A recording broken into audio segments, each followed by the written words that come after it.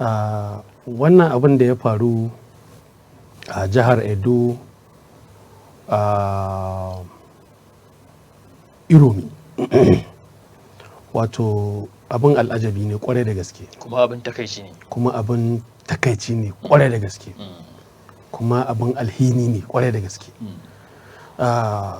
Mu masu bibiye da harkokin tsaro ko kuma mu da muka san irin abubuwan da ka faruwa a cikin sha'anin tsaro, mu ba mu yi mamaki wannan abin ba.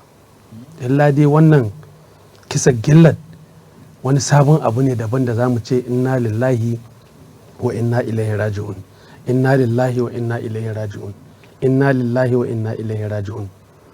Saboda in ka dibi yadda aka kashe wa'annan bayan Allah, dole hankalinka ya tashi.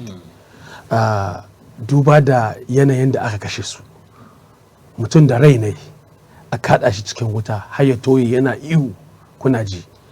To wannan abun babu shakka a wannan ƙaramar hukuma inda abin da ya faru wato 'yan shahuhu ne da mai, saboda garin Oshimole ne tsohon gwamnan su kuma wanda ya yi kowa ƙarfi a jam'iyyar APC a yanzu.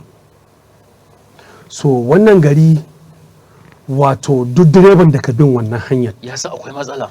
Wato akwai lokacin da muke harkan mai hannu zo ni sai J5 wanda lokacin ina can sai dai a zo a sai mana kaya a kawo mana. Wato in ba ka wuce wannan wuri ba wato akwai matsala. Akwai wa'anda ake ce masu suna su an aje su ne wurin karban harajin produce. To jami'an gwamnati ne ko 'yan haraji ne? To jami'an gwamnati ka unhwani da su. Ai kaga ko yanzu wa'annan da suka tafka wannan ta'asa ai kaga an ce 'yan banga ne.